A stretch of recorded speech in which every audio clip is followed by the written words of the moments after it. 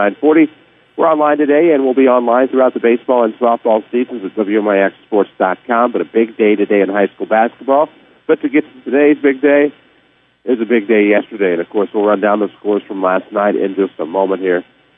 From not only yesterday's 1A and 2A state finals, but also some 3A and 4A sectional championships on the boys basketball side, Denny, that were pretty entertaining. I mean, we weren't able to go to those, but from the score updates we saw, and especially from Shakari Hawkins, our special correspondent last night at the Waterloo section, or at the Muscuda sectional, east side of Cahokia was a pretty thrilling contest. Well, probably one of the most thrilling ones. I think another thrilling one was just down the block from us at Carver Arena at the field house on Bradley University, where Bartonville Limestone knocked off defending champ Peoria Central in a 2-point game at a standing room only capacity place last night. So you had the state tournament going on in Peoria. You had the ever traditional yearly sectional final going on at the field house on Bradley U, and then down below, about 12 miles south of us in Pekin, it was Edwardsville knocking off Rock Island in easy fashion. So you had three places of basketball within about a 15-mile radius of pretty good basketball in the area last night of 1A, 2A, 3A, and 4A. Well, definitely. And the thing that you look at, the day got started with a great game.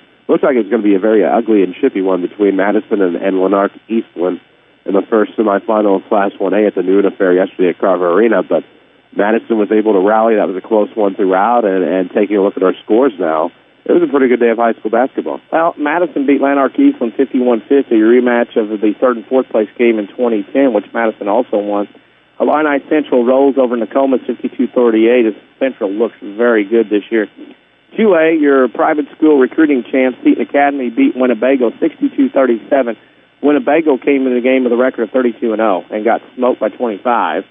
And Harrisburg struggled, trailed in the fourth quarter, probably the first time, in fact, since the Benton game at Benton in January or so. That was when the last time they trailed late in his game as they did last night, but they hold on to beat St. Joe Ogden 53-43. Sectional games at Freeport, Wheaton St. Francis beat Rockford Lutheran 63-60. As we mentioned, Bartonville Limestone beat Peoria 61-59. Chicago Morgan Park beat Chicago Perspective 67-31. Country Club Hills beat Ritchie 74-64. North Chicago over Mundelein 63-46. Chicago War beat Westchester St. Joe 50-40. And as we mentioned, the overtime game, Cahokia on a last-second layup beat East St. Louis 76-74. In overtime, and at Mount Zion, Cahokia played Chatham Glenwood this week at Springfield.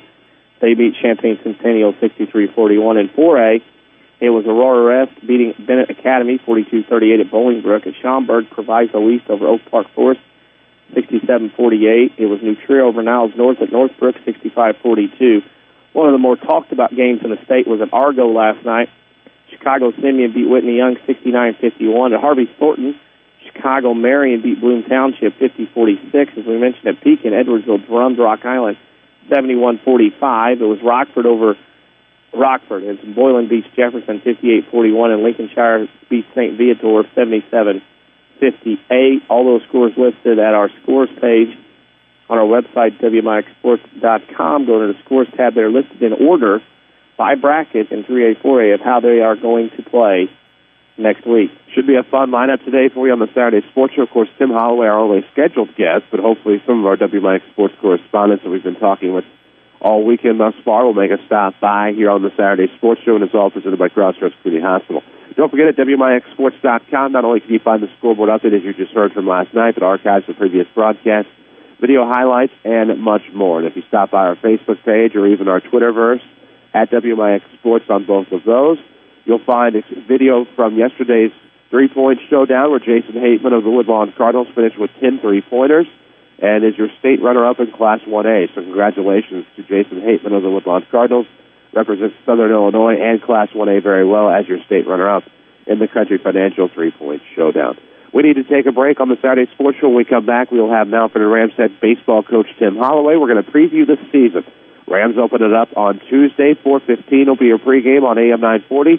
Online from any device at WMIXsports.com as the Rams open up their season again, this time at home with the Salem Wildcats. It's all coming up on the Saturday Sports Show, powered by Crossroads Community Hospital. It's more than a hospital. It's what health care should be. Back after these.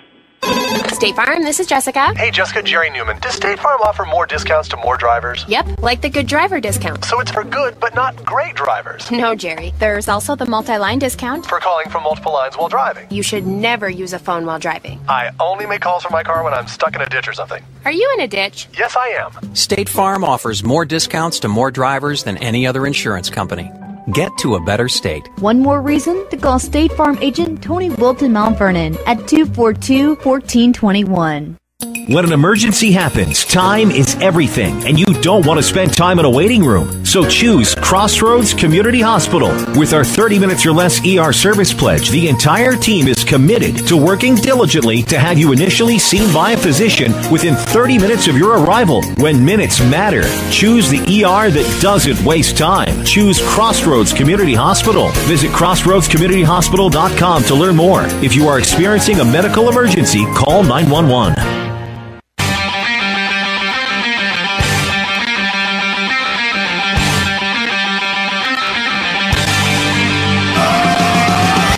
And we love you back on the Saturday Sports Show, WMIX and WMIXSports.com. It's powered by Crossroads Community Hospital. It's more than a hospital. It's what healthcare should be. Proud to welcome to the program, and he will be here every week throughout the baseball season. He is Mount and Rams head coach Tim Holloway. Coach, good morning. Hey, good morning, guys. You know what? Baseball season is finally here, and I know last year somewhat of a disappointment if you look at the fact of the regional semifinal game, but the Rams have another 25-plus win season. They finished 26-10, and things have been going well over the past few years for Rams baseball, and it looks like it's only going to continue to get better. Well, we hope. We've got IHSA Class, and maybe a disappointment in some people's eyes, but for me, that team is one that I have a lot of respect for, and I think I got a lot out of their talent. And, I'm really proud of that group. But we lost some good ones, but we have some returning guys with experience looking forward to. This year, spring baseball, how's it been to get outside and actually get something done in the first couple of weeks of practice? I'm sorry, you have to say again, Danny. Hey, I'm asking about the weather and how things have been going field condition-wise to get outside and be able to do something outside as far as practice goes. Well, it's tough. It's a little different than last year. We were outside every day. We were on the field yesterday. We'll be on the field today. It's supposed to have a 60-degree day. We're dry and we're good to go. It's always nice to get outside, but most of the time we've been indoors, and I think you need to get done what you have to do. I think that you can have a good quality practice inside and break down a lot of things, a lot of fundamentals, and hopefully that will translate once you get out on the field. Once that translates and you get on the field, you've had an off-season. Of course, you have the big shed where you can do your off-season workouts. Having that ability to do that, how much does that help you as a team, a coach, and staff to figure out where you're at by the time you actually start practice, to be able to go through workouts in the off-season so you know kind of where everybody's going to plug in as far as lineup goes? You got an idea from the season before. Our workouts, we can't practice, but we can have some open gyms. We spend a lot of time. We encourage our guys to play other sports, but if they're not going to sit around. So they're listing their kids to apply metrics. But what that warehouse has done is get some reps in. What doesn't show up on the stat sheet is the job our seniors and juniors do mentoring young kids.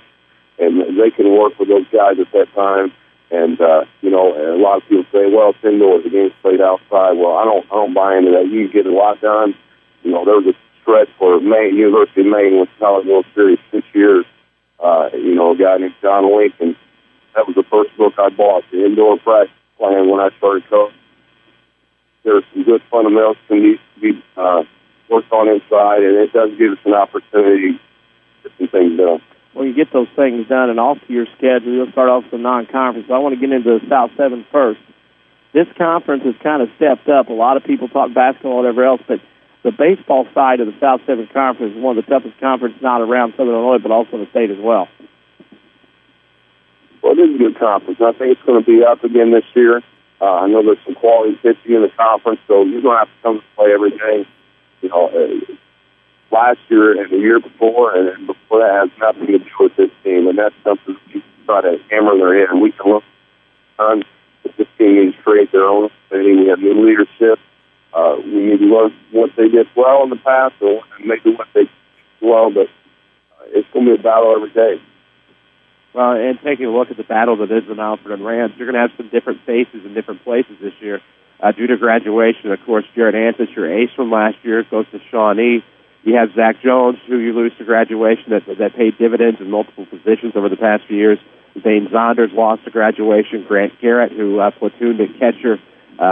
Josh Gately, who came on as a transfer student last year, who had a pretty good season. All these guys gone to graduation, but thankfully, Rams baseball for the past few seasons has had a nice nucleus return every year, and that's no different with guys like Matthew Williams, Landon Thomas, Tyler Ellis, Brock Fulkerson, among others.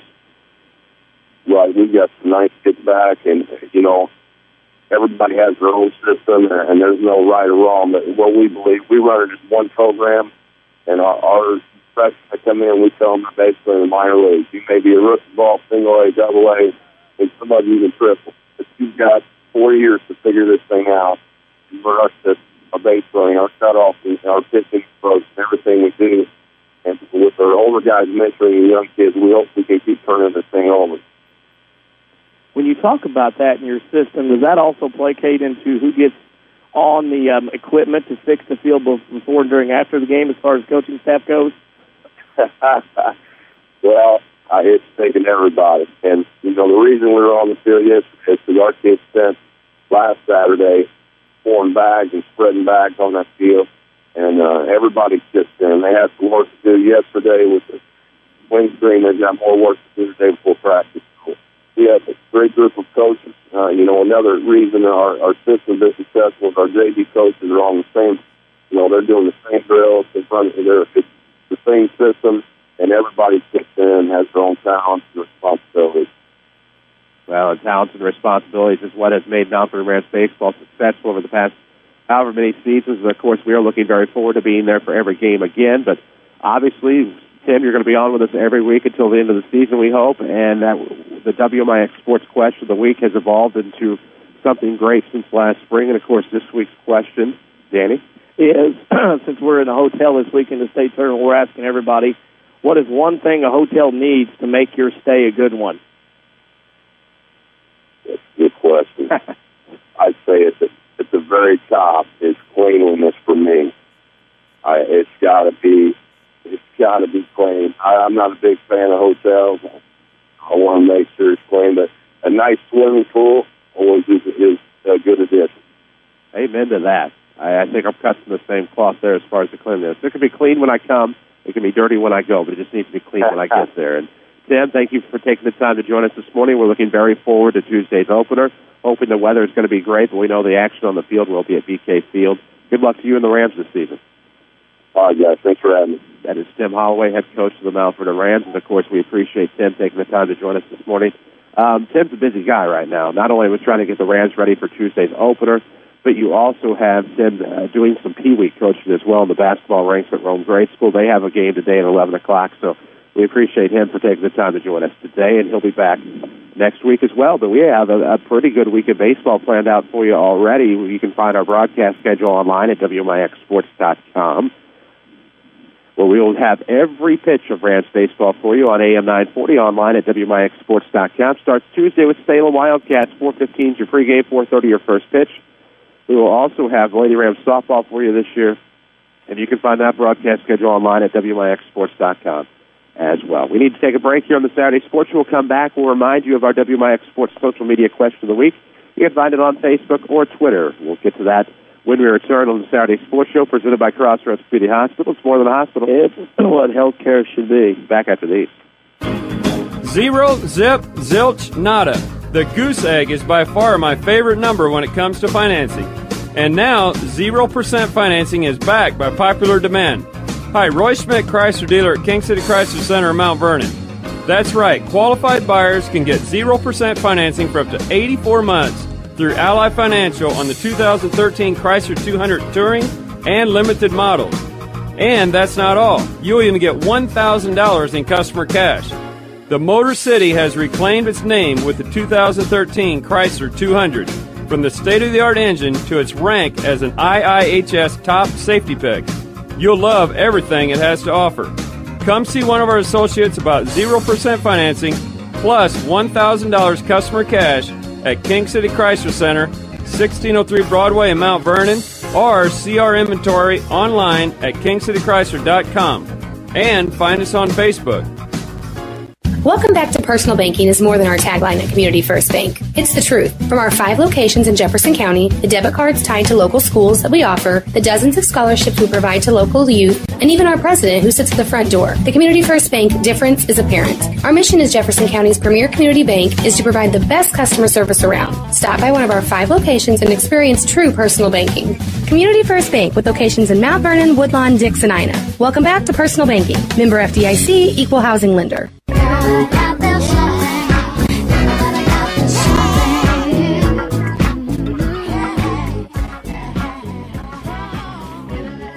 And we welcome you back to the Saturday Sports Show, WMIX and WMIXsports.com. It's presented by Crossroads Community Hospital. It's more than a hospital. That's what healthcare should be. We are on the road, believe it or not, in the WMIX Sports Mobile Studios.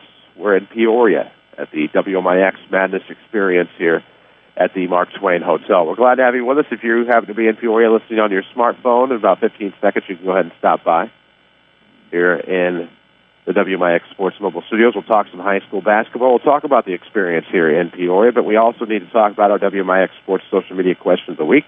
Getting to it a bit early in the program today, but better earlier than never, as I like to say, as backwards as that may be. But it's a pretty good question this week. We're in a hotel, so we ask you, what do you need in your hotel in order for your stay to be a good one? And that's what we want to know from you. You can find it on our Facebook page, Facebook.com/WMIX Sports. You can also chime in on the Twitterverse. Follow us there at WMIX Sports. What do you need, DC, for your hotel stay to be a good one? Oh, you have? Okay. Oh, I'm good. I'm wearing a robe, but I have shorts on. Okay, good. Shirt. You were open to the world there. I was like, okay. No, I'm just wearing it for the Mr. Rogers' sake of having fun. Well, I don't ask for too much. Cleanliness is one, but I think secondly is how you're treated, because I think a lot of times hotels just kind of ship you in, ship you out, kind of like cattle. So not only cleanliness and amenities, but just how you're treated as well. So treatment. Reese Barnfield, WMIX Associate News Director, chimes in with good water pressure. I'd have to agree there. Water can make or break your hotel. Okay, stay. we have got to describe this sink that we have. Yeah. I have never seen a sink like this. We may get a picture up later where, where the water comes out is normal. It's a fancy little spigot thing. But then the sink is not a sink. It is actually a glass table with what I would term it as a glass salad bowl. Big salad bowl, probably holds a gallon of water or so. And that's the sink, because the actual sink is made into a glass salad bowl.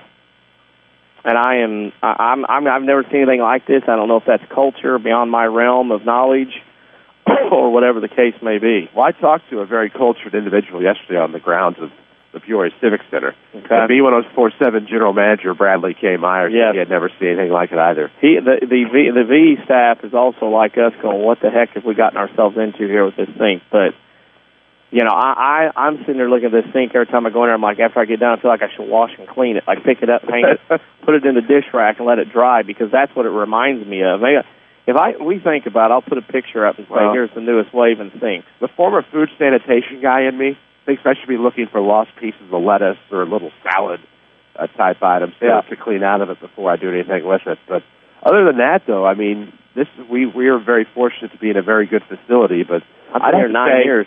Yeah. You look at good water pressure is a good one. Tim Holloway hits the nail on the head. Of course, we had him on a moment ago to talk Rams baseball. Cleanliness, a good friend and often WMIX sports correspondent Brent Garrison says a hot breakfast.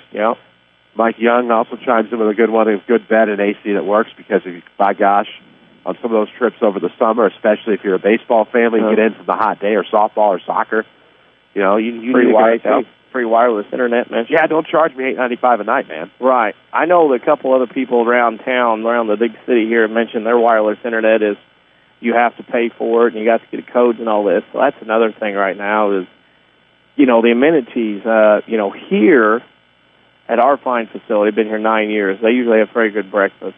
Kind of, I was not enamored as much this year. Well, because you can't bring it up to the room. Can't bring it up. You used to be able to bring it up to the room. Now they make you stay down there. It benefits us in no way, shape, or form today. Yeah, it's a nice location. We're only about a 5 to 10 minute walk at most to get to the arena if we wanted to walk.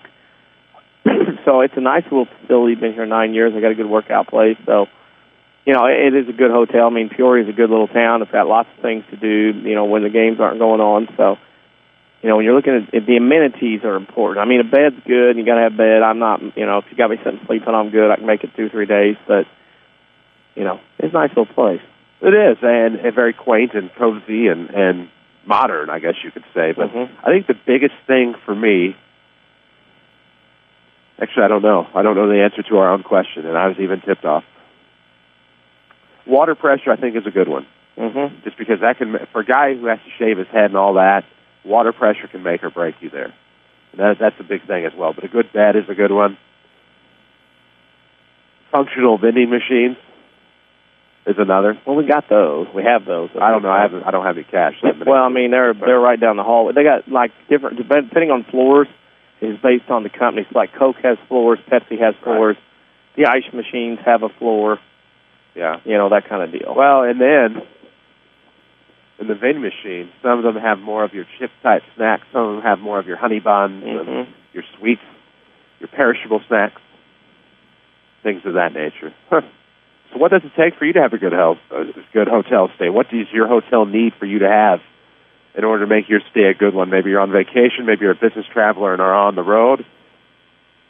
Doesn't matter. What does your hotel need to make it a good stay? Answer that question for us, Facebook.com/WMIX Sports. You can also hit us up on the Twitterverse as well. And we're going to have a good time for you today in Peoria. We'll tell you about today's high school basketball games here at the state finals. The state championships have been set. We'll tell you about those matchups today. We'll also give you our predictions. We were asked multiple times yesterday, why don't we get predictions? So today we're going to do just that, give you predictions on today's contest here at the IHSA Class 1A and 2A state finals. This is the Saturday Sports Show on WMIX. We need to take another break. When we come back, we'll talk some high school basketball. Presented by Crossroads Community Hospital. It's more than a hospital. Yeah, it's what healthcare should be. Back after these. Tax time means savings time. Use that tax refund at Second Chance Auto to purchase the best quality used vehicle around. In fact, in their 32-year history, the selection has never been better at Second Chance Auto. Clean, dependable, and great-looking cars, trucks, minivans, and a huge selection of small, mid-size, and full-size SUVs. Most priced under $10,000 with 3-month or 3,000-mile warranty. Yes, your tax refund is your ticket to the vehicle you've always wanted at Second Chance Auto, Route 142 East in Mount Vernon. Call 244-4582. When an emergency happens, time is everything, and you don't want to spend time in a waiting room. So choose Crossroads Community Hospital. With our 30 minutes or less ER service pledge, the entire team is committed to working diligently to have you initially seen by a physician within 30 minutes of your arrival. When minutes matter, choose the ER that doesn't waste time. Choose Crossroads Community Hospital. Visit crossroadscommunityhospital.com to learn more. If you are experiencing a medical emergency, call 911.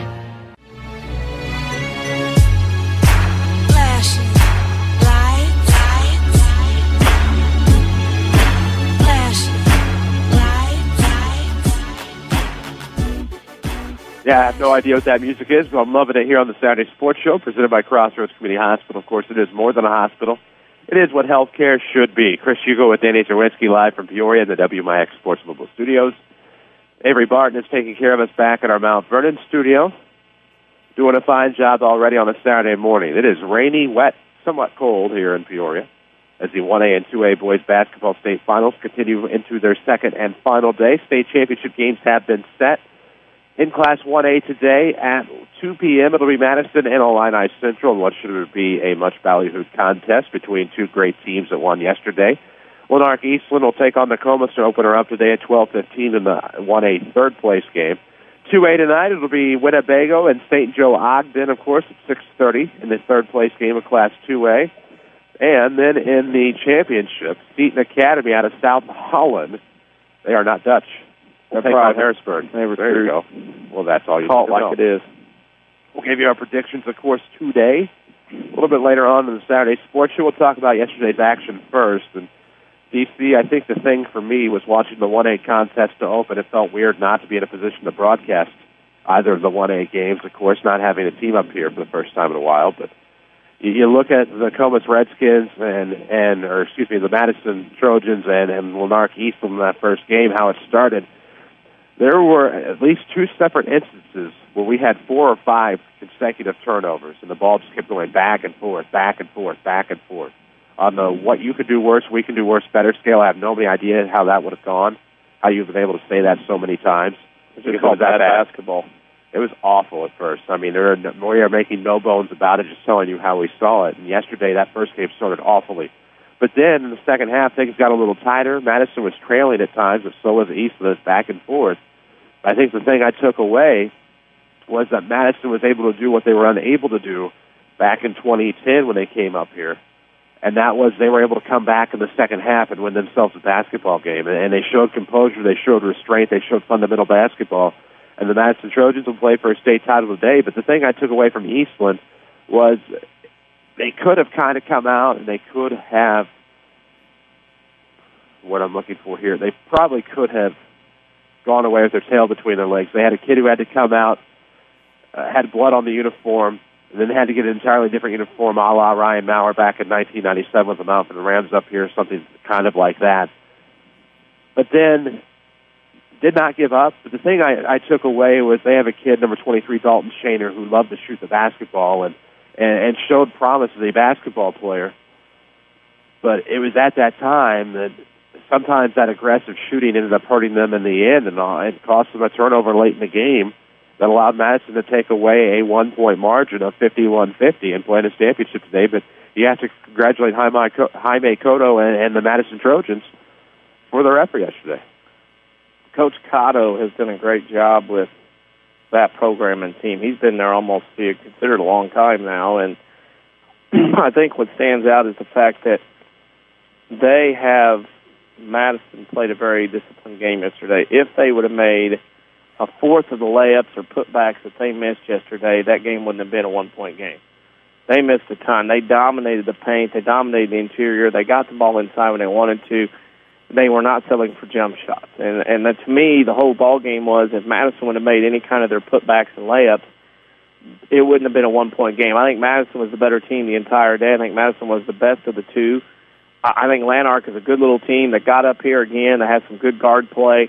I think they had a very poor last play drive to try to get a winning basket that wasn't set up very well, I didn't think. But it's one of those deals where Madison was the superior team yesterday. They turned it into a one-point game because of the fact they missed a lot of putbacks and stipbacks and layups and things of that nature. But when you have the opportunity to make the free throws that they did at the end as a junior, to walk up to the line, drop two, put your team up one, and then make the defensive stand. I mean, Madison's a good team, and they played very well. Of course, everybody knows the schedule they play. They're an independent team. They go everywhere to play. They play anywhere from 1A to 4A schools.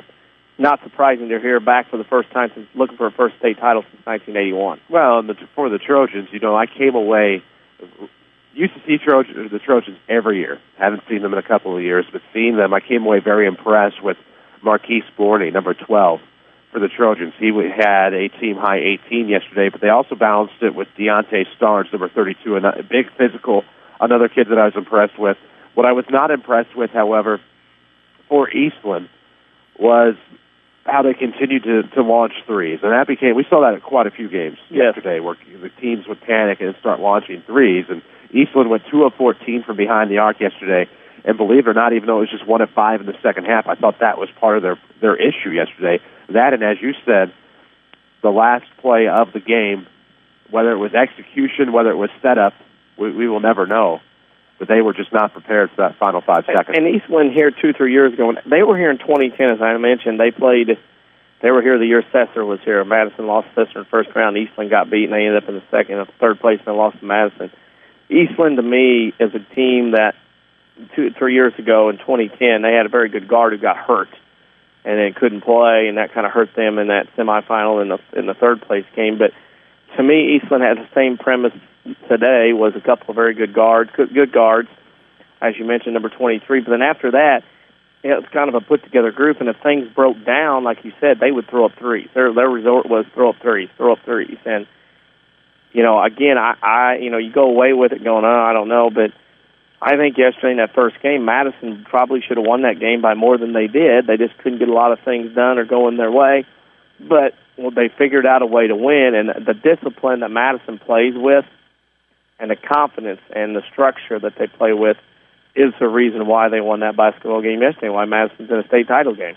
Well, and I thought the thing that really helped them late was Deontay Starnes kind of became a bigger facet of their offense late in the game as they were able to roll him off inside. And I believe, if I'm not mistaken, he started 0 of 5 from the free throw line, so that's why they started to foul him late and made his last 3, which were all big free throws, and it is what has allowed them to win that game yesterday. And just a big game. And the thing about Madison that you will often see, and having seen them so many times throughout the years, is when a team plays them closely and physical, their ability to become rattled. But with these kids, that did not happen yesterday. They wanted to win this ball game and win it for Coach Cotto, and that's exactly what they did. And that actually ended up, in terms of closeness, up until the final few minutes, probably of the nightcap, was probably the best game of the day. We saw two teams yesterday with 30-plus wins get beat in the semis. Lanark Eastland had 30 wins. Winnebago was 32-0. They got beat. Of course, their situation is a little different, playing a bunch of recruits. But, that's, again, Lanark Eastland won 30 games. And, again, I know everybody plays good teams. I know everybody plays bad teams. But it seems to me like if they weren't hitting their threes yesterday, they kind of just didn't know what to do. And they didn't really pound it inside. Their guards tried to dribble, penetrate in there, and did okay. But I thought they could have done a lot better job than what they did as far as, getting the ball inside, penetrating. And again, I think they got intimidated when Madison started working at them a little bit. And, again, I was impressed the way Madison handled themselves down the stretch in a back-and-forth game. And, I mean, the game was, we were talking on press row, a couple of us, and Chuck Hughes, who's an official in Southern Illinois, we were talking, a couple other people as well, that, the score of the game did not match the quality of the game, if that made sense. Even though it was a one-point game, it wasn't one of the best games you've ever seen. You needed a lot of makeup to get it through to a one-point exciting win. I know it's the state semifinals, and you'll take it if you get to that point, but that's kind of how I described it. It just wasn't as good as, if Madison did anything yesterday at all, they could have won that game by 10 or 12 points. That's how I look at it. What I take away from it is it was a 75-25 split. 75% of that game was, gosh, awful.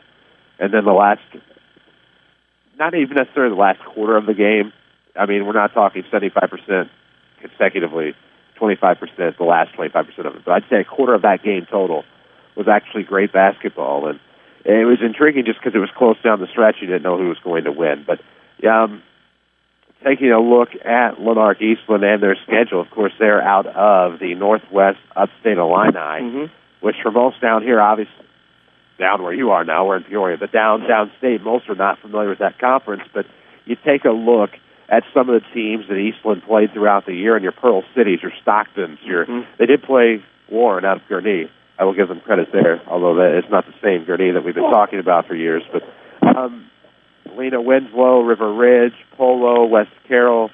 They did play Moreau, Forsyth, Pearl City, Stockton again, of course. Those are conference teams. But everybody's going to have that thing where you play a couple teams, 2, 3, 4 times or whatever.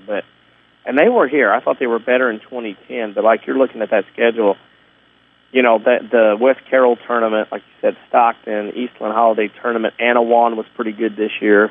They made a little bit of a run, and girls too. But then, we've heard of Savannah, West Carroll. Hinkley Big Rock was big in the 80s. Yes. They beat Goreville by 2. That was a game I actually saw. And again, I thought Goreville, had every opportunity to win that game as well. I saw Lanark Eastland. I thought, okay, yeah, all right. But, now you're looking more at Forsyth. They're down from what they have been, but, they beat Freeport-Aquin, who got a lot of ink in the sectional final, and Newark, who was here in 2011 and won the title. So, it's one of those deals where, hey, I'm sure they're good, but maybe just yesterday they didn't have their best game. But again, 30 wins is 30 wins. I don't care who you are. Exactly. And that's where we're going to take a look at our next matchup. Nokomis and Illini Central. Of course, Illini Central proved just how good they are. And I believe once after the Woodlawn-Flora game, Illini Central took over the top spot in the AP rankings and never looked back. But I don't know if you recall, there was a shootout or just a regular season game where Illini Central played, oh my gosh, Dusty Bisco, Jordan Roth, Pleasant Plains. Whew. And beat them. And that's what kind of put the fear into me as far as somebody who might have to see an Illini Central in the state tournament, and proved their realness yesterday when they beat Nokomis Of course, the Illini Central came in 27-5, and you kind of see the 5 losses. And they played some pretty quality competition. They were here last year, of course, and got third. Lost to Carrollton in the opening round by 1, and then, of course, beat North Shore Country Day by 3, which, of course, Woodlawn, in that third-place game, Woodlawn had destroyed North Shore Country Day last year in the semis. But a guy that John Geisler does such a great job up there, heard some stuff about him after the games yesterday, and you start looking at their schedule, and you can tell they kind of planned for their schedule for this year. Peoria Manual's in it, Chicago Marshall's in it, Hartsburg Emden's in it, and you go down the list. Petersburg Porta's been pretty good over the years. Then you start going through the Macomb tournament where there's Pittsfield in it, Metamora, a bigger school, Eureka, a bigger school. And, they started looking, like you said, there was Pleasant Plains, there's Mount Pulaski, St. Anne, who won the 08 state title. They beat them by 14. So then you go through, and again, this team has been talked about for 2 years, if not 3, when they were sophomores. They get to state last year, lose by 1 to Carrollton when they finished in third. But I think everybody up here, and including myself, has really thought that Mason City, Illini Central IC, is basically what they're known, that they're a team that everybody's kind of said, okay, this is your year, you're the best team left, you need to go do it. And I think they are obviously the favorite here this afternoon against Madison. Well, they are, and of course, if I remember right, they had a run back in the 2-class system. Yeah. At the beginning of this millennium. But since then, since last year, of course, they made the nice run to a trophy, and they lost to Carrollton, as you said, in that state semifinal. Carrollton, of course, then lost to the Woodlawn Cardinals in the state championship game. But then you look at the Nokomis team, Danny, that we started to see probably just before midwinter time. Yeah. And the Redskins, of course, Coach Kimbrough is their coach. He's been there for eons. Right. Great deal of success, I believe, inching closer to the 700 win mark. Been to the state tournament with a team 4 different decades. Is that what I read yesterday? Yeah. At one point, his first trophy came with class expansion, but I mean, they won some. They're undefeated in 83, they got beat by McLeansboro in the opening round. That was when Darren Lee twisted his ankle in that Friday afternoon game. And then they got back in 97, lost to Warsaw, got 06, lost to T-Town. That was all 2-class. And then, of course, got that trophy in second place in 08 when they beat Warrensburg Latham and then lost to St. Anne by 6 in a great game. But, I mean, this is the thing that got me and you, or you and I should say, before got them on the radar was the Litchfield tournament. That's what you and I started saying, here comes Nokomis. They won the Litchfield tournament. And that's kind of what got you and I involved in seeing what was going on. They started the year out losing 5 of their first 7. Well, and then you look, seeing 3A teams as regularly as we do and making a commitment to be just totally honest and out there this weekend. You look at the Triad Thanksgiving tournament off, and you're kind of like, from a 3A, 4A perspective. But from a 1A. For a Nokomis team, that's not bad. And they do start off 0-4. They lose to Triad, Granite, a Taylorville team who at the time we did not know if they were going to improve or not. New coach, new system, knew that they had the ability to get better, which Taylorville eventually did and won a regional. Proud of the Tornadoes. Right. Civic Memorial. You kind of look at that, it's like, but that's good. That's not bad for them. You got to put your 1A hat on. Yeah, exactly. And say, hey, when you can open up a year as a 1A school, and you open up, like you mentioned, with Triad 3A, Granite City 4A, Taylorville, Bethalto 3A, and then you turn around, you get Metro East Lutheran, who on occasion the last few years have been decent, not this year. Then you go Gillespie, and then you go Riverton, who's a solid 2A, and then Payne is your next loss. It's like, hey, that's a great schedule for a 1A school like Nokomis to get an opportunity to play 3A schools. Because a lot of times 3 and 4A won't even give you a sniff. Right. And so, you look at that Triad tournament, because down our way, you kind of look at the Morrisonville Invitational like, huh? And then you look at the Litchfield Midwinter tournament, though. Litchfield's gotten my eye last few years. Yes. Well, and you look at they've played East Alton, Wood River, Hana, Columbia, and Roxana, a very good Roxana team in that Litchfield tournament. But, they play Litchfield and Hillsborough, their county rivals throughout the year, which is you often will not see. Because often, you see each other a million times, don't want to see each other during the regular season. But you look at the Litchfield tournament, but after that, they play a stunt in conference play. They're out of the Prairie State Conference, PSC. You look at Alton Marquette. They lost to Marquette by 13, a team that was expected to go to a 2A super sectional until they had to go up to Class 3A. And had it not been for East St. Louis, might have won a 3A regional. But then you look at North Mac, a loss to them, a North Mac team that was actually kind of a geographic rival. But then they didn't look back. They won their final game of the season against South Fork and then went to the St. Elmo Regional, where that was kind of a cluster. Yep. Where those teams beat up on each other quite frequently, and then the rest is history, because they drew North Clay in the sectional semi. Then they had Oblong. They took Oblong out of their game early. Yes. And then come from behind to beat Gallatin County on Tuesday night, a game that went to overtime on a tying 3, but a game that Gallatin led most of the way, but Nokomis continued their zone and their pressure and able to come away with a victory. So yeah, I mean, and Nokomis, when they go on the floor, and this is kind of the conversation, yesterday around the arena during and after, was Nokomis got to state. They just do not look like an intimidating basketball team. There's 10 guys they dress. A couple of them are freshmen that, when they got announced yesterday, were as big-eyed and bright-eyed coming out in front of that arena, filled to about, 2,000 people. They were scared. I mean, it is one of those stories where if this was a 2-class day or a 1-class day, Nokomis doesn't get a sniff of Peoria. But the fact that they're playing and it's 4-class, they get an opportunity to come up here and earn a trophy, and get that school some prominence and some names and the kids and everything. And again, it's what it is. But Nokomis, what they do, and it's like downstairs this morning talking to people, you don't scout Nokomis, because they have done the same thing for 50 years. They run the same defenses, they run the same offenses, and they get here and they figure out ways to mess your mind. Really, they probably shouldn't have been here this weekend, because Gallatin County had a 7-point lead with 6 minutes to go, and Black gave it up. So if Gallatin County does anything, we're not even talking about Nokomis this morning. We're going to be talking about Gallatin County. Yeah, we're talking about Radar Patton and Gallatin County Hawks, of course, out of southeastern Illinois, and their effort. We're hoping to be able to talk about the Greater Egyptian Conference Hawks. But you had the Redskins today playing for 3rd place. Their last trip up, they lost to St. Anne for 2nd back in 2008. They won their own sectional en route. Won the SIU Super over the Oakville Rockets that year, but a different team this year, but they do the same thing. So it's 3 Gibbons with Nokomis. They're going to scout you well with film, because they're going to film. Yeah, they're going to film the game anyway. They're going to zone, and they're going to press. Well, like Life, Liberty, and Texas. I like to also point out that a lot of people do badmouth the North sectional. It feeds into 1A in the South. Sure. Whether it's Cardinal, say, oh my gosh, it's just 2-round bye, and these schools do this and these schools do that, and you guys don't even have to play anybody. Well, the last time I checked, and this is 8, 9, 10, 11, 12, 13, so it's 6 years, that weak sister bi-sectional that everybody talks about up north has won the Carbondale or Salem Super Sectional 5 of 6 years. Here's the thing. What do you do?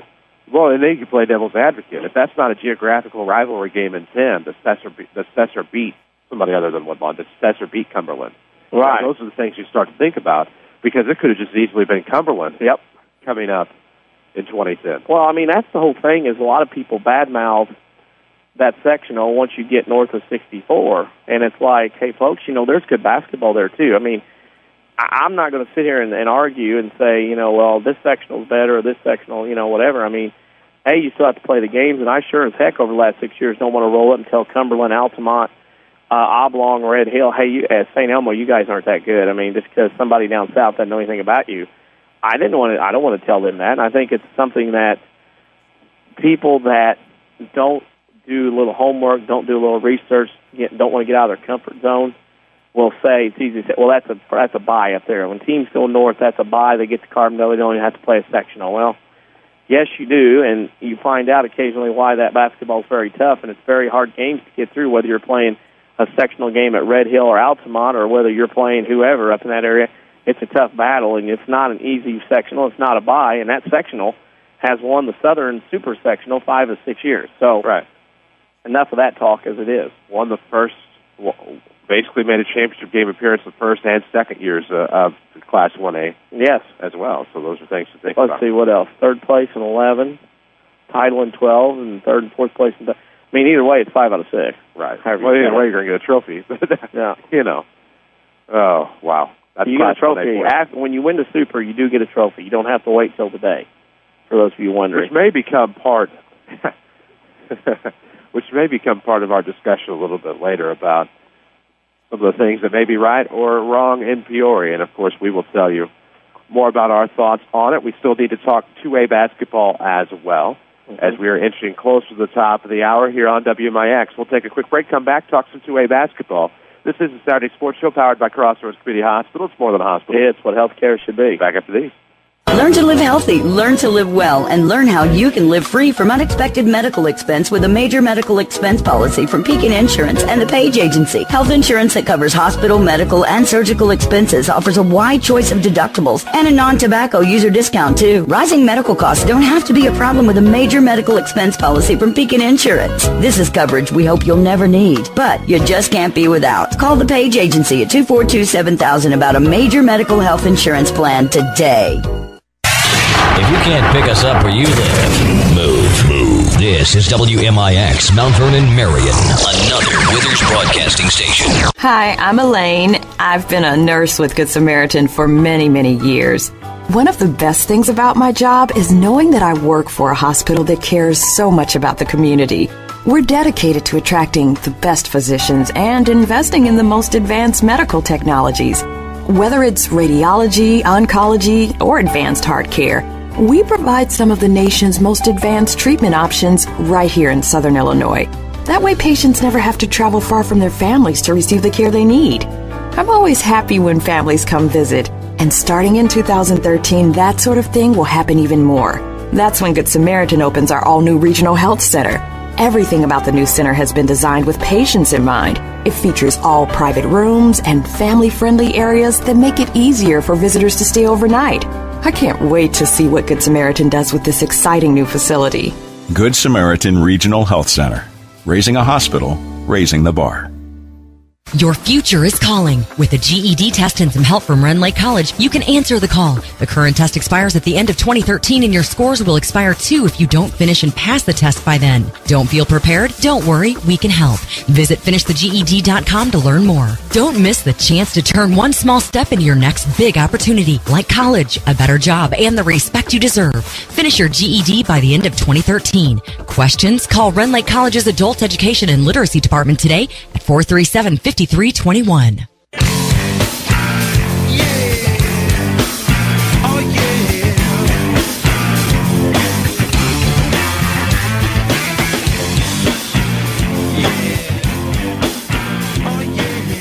And we welcome you back to Peoria here on the Saturday Sports Show. It's rainy, it's cold, it's wet, all of the above here on the Saturday morning. 2 blocks away from the Carver Arena and the WMIX Madness Experience. Brought to you by Crossroads Community Hospital. It's more than a hospital. It's what healthcare should be. 2A basketball. We've recapped 1A. We've talked Rams baseball. We previewed that with Tim Holloway of the Mount Vernon Rams. Find previous episodes of archives of the Saturday Sports Show at WMIXSports.com. You can follow us on Twitter at WMIXSports. We also have a Facebook page as well. We also have on our YouTube channel Jason Hateman yesterday of the Woodlawn Cardinals, shot in the state finals of the Class 1A three-point showdown. He had 10. Finishes as the state runner-up. We also have pictures of him on social media, but also have video of his three-point showdown. Congratulations to Jason Hateman of the Woodlawn Cardinals. Woodlawn, as we talked about yesterday, I thought you made an outstanding observation, have a championship second and third place as a team, and now, as shooters in the three-point showdown, now have a state champ, a runner-up, and a third place with Gabe Owens as the champion in 10. Christian Hollenkamp got third. Whoa, been up here so many times. 11. Last year, 11? 11. And then Jason Hateman just yesterday, finishes as a state runner-up in the three-point showdown. So congratulations to Jason Hateman. The third place game today, of course, in Class 1A at 12:15 will be Lanark, Eastland, and Nokomis. And then the championship will be Madison and Illini Central. You want to get predictions class by class, or just go ahead and do that all at once? Well, do it all at once. That's kind of what I was thinking. People are asking about it.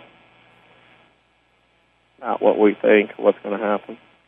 Class 2A, of course, the first semifinal yesterday. I lost interest after the first half.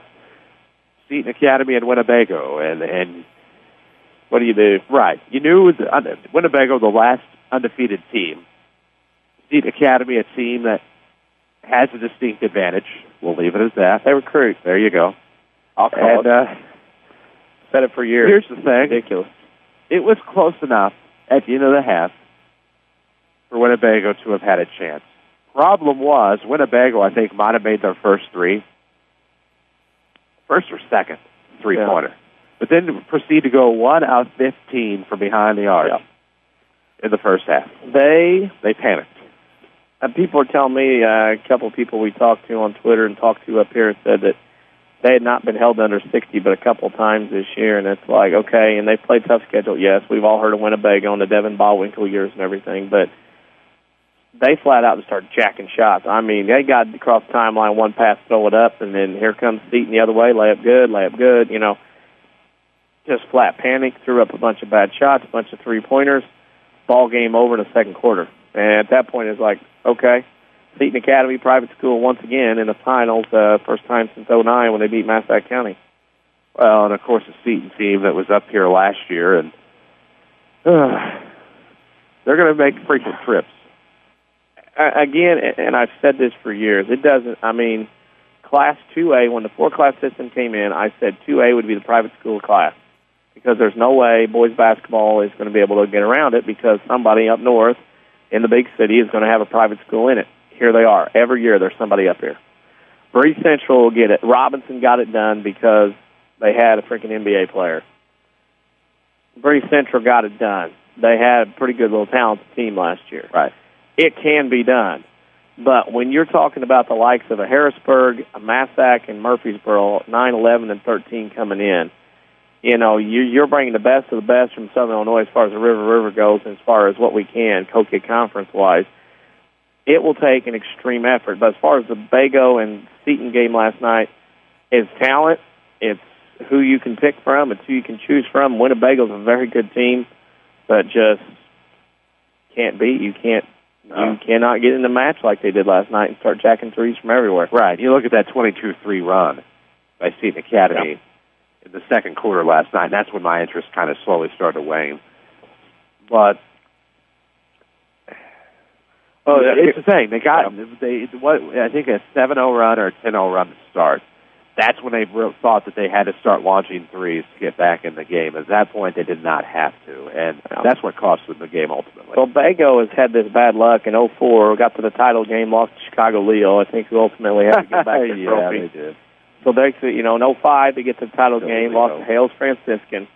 We all know the comments and stuff about that on IHSA shirts and everything from Hales Franciscan. Them too. And then they lost in the Super in 2006. They were 29-3. And then in 2009, they got here to the first round and got beat by Seton Academy 83-58 when Seton Academy won the 2009 title. So Bago's been that team that of anybody in the state can say, gosh, guys, we know how it is. Every time we get up here, we got to see one of these teams. And until the IHSA can put whatever multiplier on it, if the school's only letting 250 kids in, you're putting a multiplier of 1.5 on there, it don't matter. They're going to figure out numbers can be manipulated. And they're going to do what they want to do. And they just keep trading off. And it's a private school. It's in Chicago. They recruit, call it what it is. They talk about it on their site. Nothing's ever gets done. It's the way it is. And you got to deal with it until the IHSA does something, which probably will never happen. So more private schools, and they'll have more fun. Yeah, exactly. You look at Bago's tournament history, and you forget how good 2005 was. You see Rock Falls in the Super. They beat them. They beat a good Breeze Central team in the quarter. But Liberty, a team you don't hear about now, but the two-class system was pretty doggone good. Actually, right up until expansion. They were up here in four-class. Were they really? They were up here one year in that ballpark. May have been two-class, but they were up here. Yeah, probably. A red team, red and white. I remember. Oh, yeah, they were. Yeah, they were. I remember them now. Was that last year? No. Why do I remember them? It's been a while. I do, but I don't. Starting to get the hotel sinuses now. That's the other thing about hotels. We talked about that earlier. Yeah, the air filtration kind of gets to you after a while. And so it just kind of messes with everything. 2005, it was Liberty that finished fourth, so that was in two-class. I do remember it being up here. Yeah. Oh, yeah, that's who I remember as well. And that was just kind of a crazy time. But then you take a look. That second half just is interesting. Then you go into the Harrisburg-St. Joe Ogden game, which we weren't sure at that point if they were going to have much of a chance or not. St. Joe Ogden, we mean. Chase Patton, of course, is pretty well their story. Lane Michael. Yeah, him too. So you kind of have all that, and it just kind of becomes an interesting little thing there. Chase Patton, of course, son of WWE official Chad Patton. Yeah. So that's where kind of some of that interest comes in as well. St. Joe Ogden is a team that got better from the time I saw them at Pinckneyville in January. I got to see two teams there in one day. I got to see Lanark Eastland, got to see St. Joe Ogden. Lo and behold, here they are this weekend, so that's kind of cool to see. And St. Joe gave Harrisburg everything they wanted. I think Harrisburg hadn't been a game like that since they were at Benton in January. And St. Joe had Harrisburg on the ropes. I mean, Smith-Peters had fouled out. Henshaw had to take over point guard place. I mean, it was dire straits for Harrisburg there for about 2 minutes. They were wobbling. They'd taken a couple body shots and a couple hooks, and they were wobbling pretty good, and Harrisburg managed to be able to hang on and get through it. Well, they did. And you take a look at how Harrisburg finished, and Tyler Smith-Peters happened to sit at times. Really kind of hurt them. And the straw that stirs the drink for the Bulldogs is obviously Tyler Smith-Peters, but Capel Henshaw started hot. And then they got his name right over the PA, and things kind of went to heck from there. Well, I mean, the thing about that was one of the blessings for the PA guys, Woodlawn not being here, is Woodland and Shane Wetzel wasn't pronounced. So. I didn't know Shane was French. Well, he didn't either, and the PA announcer struggled most of the day yesterday. I'm hoping for a better day for him today because we all know how that goes. But Harrisburg struggled. I mean, they were wobbling. I don't know if the tightness situation, the crowd, what was next, they wobbled a little bit last night, something a lot of people hadn't seen out of Harrisburg. No loose balls. No. No rebounds. And, you know, we talked at length about this before, about the urgency of some teams in postseason, and it didn't look like there was urgency for the Bulldogs last night until that last time out.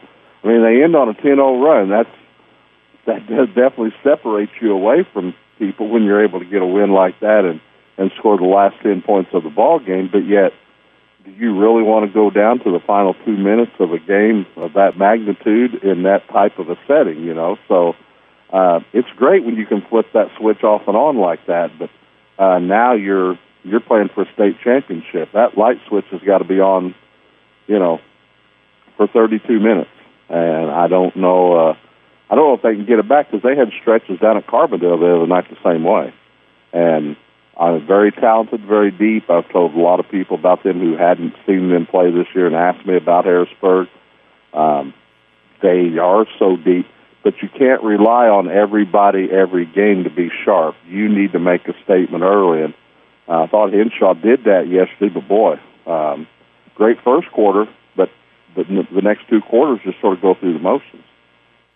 Right, that's exactly what happened with the Bulldogs last night, and a kid that I thought had a pretty good first half was Eli Table Scott, and made some big plays and late in the second half. But, you know, just the Harrisburg team that I had seen, and I've listened to some of their games, had not seen them until last night, but have heard so much about them, have read a lot about them. You kind of feel like you get to know a team, and just not what I expected out of Harrisburg last night. And maybe some credit deserved by St. Joe Ogden and the Spartans, who did not give up, did not let up, and, you know, they kind of, you know, take a look at some of their stats. Kind of came out last night. They struggled for three-point land as well. They kind of panicked at times and thought they had to start launching threes as well. They finished 6 of 25 from beyond the arc, and, you know, Nate Michael made some big threes late, but that helped keep them in the ball game, and really, they led at 1 point, if I remember correctly, when it started to go back and forth late. But St. Joe Ogden, a team that, you know, narrowly defeated Massac County at the Panther Basketball Showcase, which just kind of got our attention, knowing that Massac County was going to go 3A this year. But St. Joe Ogden, a pretty good team, and I think that they can take third place today. Yeah, I think so. Their effort was really good. Their effort was amazing. I mean, loose balls. You know, the 50-50 balls, you might as well forget that. That was 95-5 as far as loose balls against Harrisburg last night. And, the Michaels kid, seen him play quite a bit in the summertime. His dad has an AYBT team that travels around and get to see them quite often. He can shoot it. He's getting a little bit bigger and stronger naturally, and they played extremely well. They played with urgency. They withstood that test right off the bat, getting behind 10-0, and then they had the timeout, and it was just like, what do you got to lose at that point? You know, you got to start hustling better. You got to start diving, and they did. They did that extremely well, and I don't know if that was a shock to Harrisburg to see a team, you know, just say, hey, we're not leaving. We're still here. Whereas we have seen them this year get off the 10-0 runs And, buddy, you look up at the end of the first quarter, and it's 30-4, it's 30-6, and that team's done. Yep. But this team did not quit last night, and, man, what a game that turned out. And Harrisburg actually being behind, I'd like to know, outside of the one loss they've had, how many times they've been behind in a ball game with 3 minutes to go. Well, contrary to popular belief, they have trailed since they've lost. Dire count. Contrary to other people mentioning it, they were actually playing Benton late third, early fourth at Benton. That's probably on the night that Woodlawn host Hamilton County that same night. So, I mean, that was kind of what I remember as far as that goes, is that, that game there. But this is the case, too. The January 5th. I'll mention that I'll say congratulations to Ron Stannard, John Downey, Ray Bates. And I'll follow it up with, because they were on the game, they're up in the state tournament again. But I will follow up again. It boggles my mind to walk into the arena yesterday, see those guys get their picture taken with the other officials on the state tournament. They walk over and they say, guess what game we got today? Yeah. No clue. Well, we got the Harrisburg game. Okay, so why would the IHSA put three guys who've around Southern Illinois, Benton, Cesar, Mount Vernon, on a Harrisburg ball game, and also in the Illini Central game put a guy or crew on the game that also knows them well or around that area?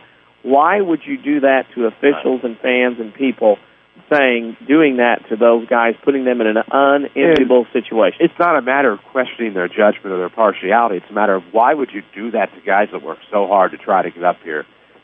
They're familiar with these guys. You get familiar with tendencies. And so it's just an unfair situation to put those guys in. And then you put added pressure, because then you start to fear, well, what are the fans from St. Joe Ogden going to think when they hear these guys, Mount Vernon, Cesar, and Benton, and knowing their proximity to Harrisburg? I mean, and then you start to wonder, well, how do they feel about that? And I can understand where that would be cumbersome on the minds of those three officials, and that's unfair to them. I'm not called a referee, but I think if I've done a team 3 or 4 or 5 times, that I'm going to know what they're doing.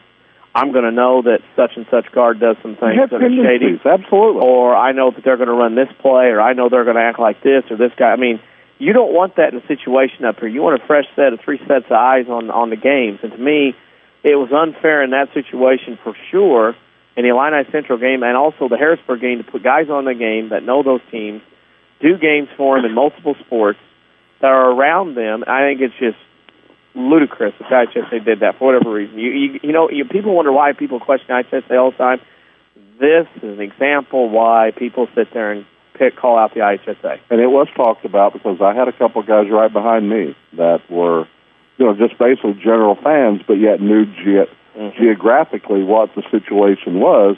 And, they made mention, well, what's strange that the Southern Illinois referees, those guys are on this game, and, what can we look for or anything like that. And I'm like you, I hate it. I think it's crazy. But talk is talk, and that will never change. And that's what radio people talk about. That's what newspaper people's going to talk about.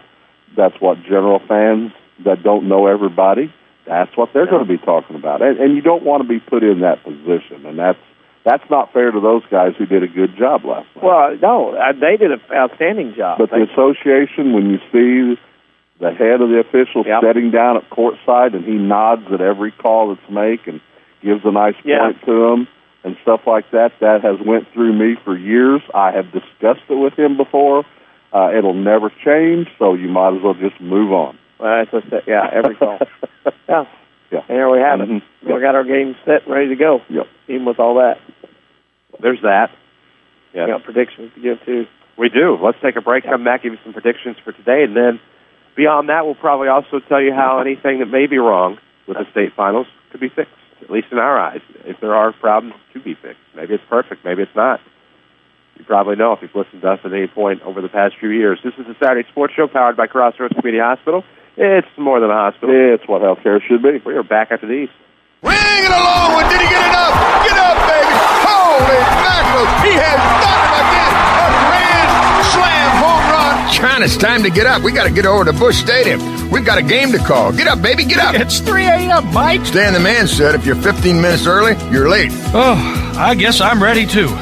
Make sure you join us all season long right here. Only in Cardinal Nation. It's Cardinal Baseball on 50,000 watts of today's hot country. 94.1 WMIX. The Medicine Shop wants to become your pharmacy of choice. It's so easy to transfer your prescription. All it takes is a phone call from you. And the Medicine Shop will take care of the rest. They accept Medco, TRICARE, Express Scripts, and many 90-day plans as well.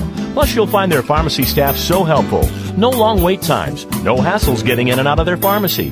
Here's pharmacist and pharmacy owner Eric Black. In almost every case, if a person has PPO or HMO insurance where they pay a copay at the cash register, that copay will be identical wherever you go. And even if your card says Humana or Walmart or Walgreens, chances are you can use that prescription card anywhere. Just to be sure, give us a call and we can tell you over the phone if that's the case with your specific plan. Don't forget to ask the Medicine Shop about delivery service to your home or workplace. Convenience and friendliness, all for the same cost. Only at the Medicine Shop, 2339 Broadway in Mount Vernon.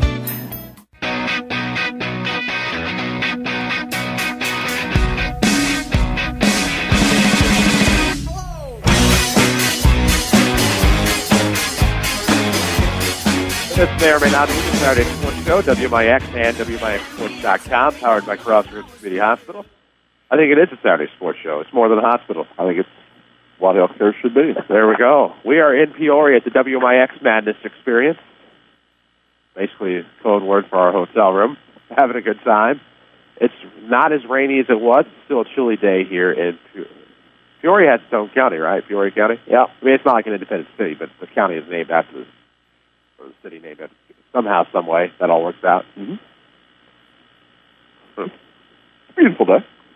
It will be. It should be a great day of basketball at Carver Arena a little bit later on as we are set to give you our predictions here on the Saturday Sports Show. 12:15 it gets started.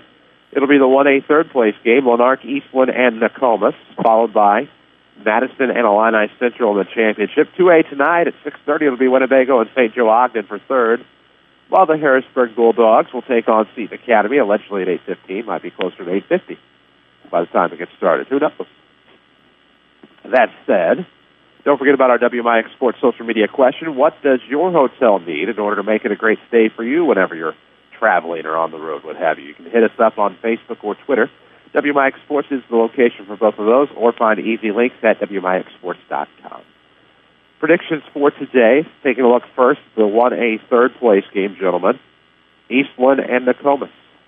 What is Eastland's mascot? I don't remember. Cougar. Cougars and Redskins. Yes. Hotel sinuses, darn it. Cougars and Redskins. If Lanark don't win that one, I don't know. Really? I mean, Nokomis is probably a favorite. Lanark's won 30 games, but I was just like shaking my head at him yesterday. I really was. If Chad Patton's in the crowd, and he won't be because his kid's in 2A, not 1A. I'm hoping for no contest. The Undertaker comes out and hits some people with chairs. I mean, I don't want to say that I'm not interested, but I don't care.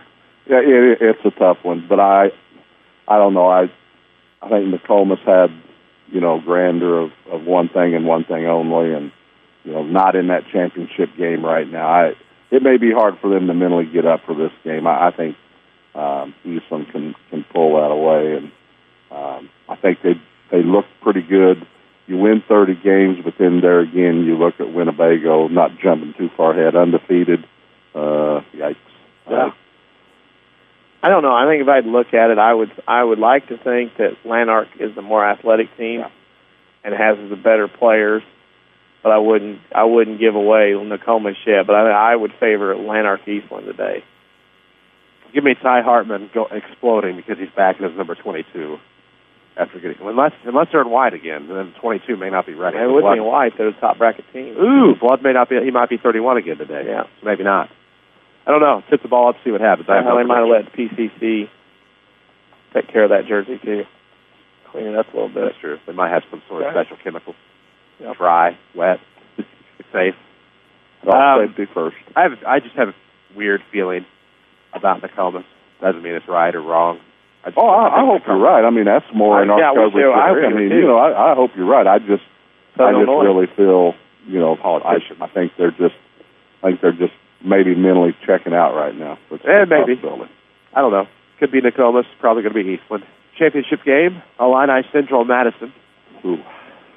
You want to hope Madison? I'm rooting Madison, Southern Illinois. Right. Oh, no doubt about it. I think Jaime does a great job there with those kids, and the boy that and we've seen this before. It's not. You can almost replay this anytime you talk about a Madison basketball team. Just the casualness of handling the basketball, just the turnovers that's going to be a given every game. If you can just knock a couple of turnovers off a quarter, the unforced on your 2-and-1 breaks, your 3-2 breaks, knock those turnovers down. I think this game's really interesting. But boy, if they come out lackadaisical and they just at will turn it over and refuse to rebound defensively, they're always going to get you on the offensive glass because that's, throw it up there and go get it. But boy, defensively, they just did not rebound the basketball at all last night, or yesterday afternoon. But Illini Central, while they do everything right. Physical, they block out, they play defense, they take care of the ball, they shoot the three. But again, I'm thinking Madison will find a way to cut the turnovers down and call me a Southern Illinois homer today all day long, but I think they're going to pull it out. Use that word homer lightly. Yeah. My heart says Madison. I want the Southern Illinois team to win. My gut says Illini Central. I just think Illini Central it's theirs. Mm-hmm. Madison has the ability to win this by 30. Mm-hmm. If they want to. Yep. That's going to be the key. Yep. And thankfully they get to sleep a little bit later today, which will make a difference, which makes a difference for many kids. But I think you either see Madison by 15 or Illini Central by 7. It's going to be one of those types where if Madison comes out and does what they do and does it for 32 minutes, they're going to win. I hardly believe that. But Illini Central has the track record. They have the experience this year. And Madison plays the independent schedules we talked about earlier in depth. You have Illini Central who beat up their schedule and beat a very good Pleasant Plains team by a couple earlier this year. But, it could be Illini Central. It probably will. But I just think Madison has what it takes to win and win big. But, I still think it'll probably be an Illini Central by about 7. Well, they're going to have to get the ball inside and go to work and get a little more activity inside and do a better job defensively, on the glass. Illini Central can't continue to rebound like they did yesterday, kick it out for the threes and knock those shots down. And I think the defense will be a little more aggressive for Madison today. And hopefully you do see a little urgency in their warm-ups, and maybe you can look in their eyes and sense a little bit of something special getting ready to take place. But those are the only two factors. It's totally up to them. There's no doubt in my mind. If they want to play 32 minutes of basketball hard, I think Madison wins. But if they take off stretches of 2 or 3 or 4 minutes here, this quarter, that quarter, Illini Central, they're winning going away. And then you get Madison down, and then if they give up, then it could get ugly, big time in that second half. But we'll see in warm-ups maybe, see if we see a little different trend in how they prepare. And there you go. That's a look at 1A. Those are our predictions. I think Illini Central and Eastland are probably going to win today. Doesn't mean that's what I want, but you guys have your predictions as well. As we take a look now at 2A, Harrisburg and Seton Academy is what we thought it would be in the championship game tonight. Of course, the third-place game prior is St. Joe Ogden and Winnebago. And say what you will about Winnebago, say what you will about St. Joe Ogden. I just have a sneaky suspicion that St. Joe Ogden is going to beat Winnebago tonight. And they're going to come in here undefeated and leave with 2 losses. The only thing I see, though, with St. Joe, they're not going to have that same fire that they did last night. I mean, they got it out for 32 minutes. They may be a little dead-legged. They may be a little bit mentally dead-legged as well. I kind of think the rooting interest is St. Joe Ogden for us. But, Winnebago, can they shoot that bat again? And can St. Joe play that game again? That's the key in that one. Is it going to be a huge mental letdown for Winnebago coming in undefeated thinking you're going to roll? Oh, you got 2 teams don't want to be in this game. Right. I mean, you got 2 teams that St. Joe's kicking themselves. They should have beat Harrisburg. Winnebago's going, we were 32-0. We don't want to be here. You got 2 teams that don't care right now. Yeah, and they've got a couple of instances where they've come in highly ranked Winnebago over the years, and I think slipped away with 4th-place finishes. So that's nothing unaccustomed for them at this point in the game. So you're right. It could be, it could be a bad one. But when the ball gets tipped up and, you start getting into the flow of the game, it's going to be who responds quick enough for that. And been in them situations before with the kids, and you always try to mentally pump them up a little bit by saying, doesn't matter always, third's better than fourth. Does it work all the time? No, it don't. But, sometimes you try that. And I don't know, St. Joe, can they muster it up one more time? And I don't know, they've got a little youth on that team, so maybe they can. And I'd like to see that for them for sure. It's one of those deals that you get in the locker room and nobody wants to play, but you always remind them, guys, there's I don't know how many up 100 teams would love to be here in your situation. Yeah. You get to play one game on the big floor and win a big trophy and bring it back to hometown and be heroes. Just enjoy it. And I know it's not the one you want, but hey, let's go out and be a winner because you get to be one of two teams that's a winner. Exactly. Right. And that's the thing that you hear people say only one team wins their last game. That's not true. No. Two teams win their last game, so you might as well be 50% of that. Flip side of the coin, the championship game immediately to follow the third-place game, Seton Academy and Harrisburg. Harrisburg's going to have to play awfully good tonight. They cannot play like they did last night with Seton Academy. It's going to be tough. I mean, there's no way of sugarcoating it whatsoever. The only thing that will happen is if Seton Academy comes out a little bit overconfident. How much did they stick around and watch Harrisburg? Did they watch the Harrisburg get off to a 10-0 lead and then turn around and leave? Or did they stay for most of the game and see Harrisburg struggle for a couple of quarters, and then now the antenna goes up and the bright lights come on? So they're going to have to play not as good as they can play. I think their coaching staff is phenomenal. They've been up here a couple of times, and I think this guy knows what's going on. And Harrisburg's going to have to just absolutely play like they were in that stretch of midseason. I mean, no mistakes. You've got to make everything, and you're going to have to do a better job defensively. And rebound position, they've relied on just talent, just going up and jumping up with those long arms and getting rebounds above smaller opponents. And that's not going to happen today. They're going to have good footwork, and they're going to have to get in position to rebound, and they've got to want to rebound. So this game probably not going to be close. I look at it as Hart roots for Harrisburg.